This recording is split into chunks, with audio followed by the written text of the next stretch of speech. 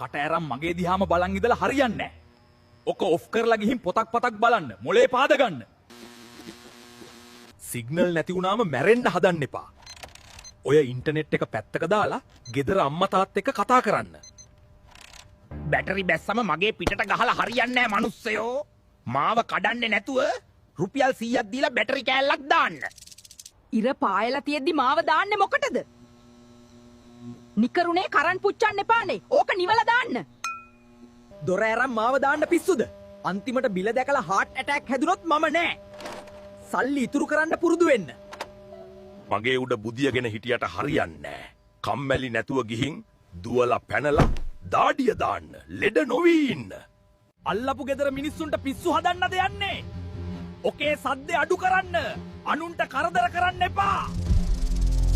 Selfie ගහන්න විතරද මාව තියාගෙන ඉන්නේ? මට වතුර ටිකක් දාන්න. ගස්වලට ආදරය කරන්න පුරුදු වෙන්න. මගේ උඩ කකුල් තියන්න එපා. මම පුටුවක් නෙවෙයි.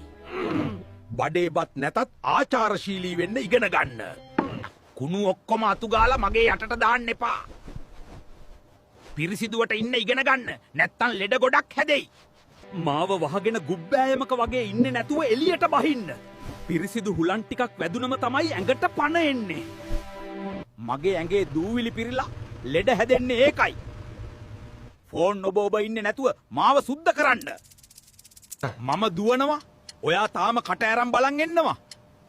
කාලේ කන්නේ නැතුව වැඩක් කරන්න. ගියාම ආයෙ එන්නේ නැහැ. අහක බලන් ගිහින් මගේ වයර් එකේ පැටලෙන්න එපා. සිහියෙන් වැඩ කරන්න පුරුදු වෙන්න. ඒ ළඟට ඕනේ මොකද්ද කියලා පහලින් කමෙන්ට් කරන්න. මේ වීඩියෝ එකට ලයික් කරලා ෂෙයාර් කරන්න.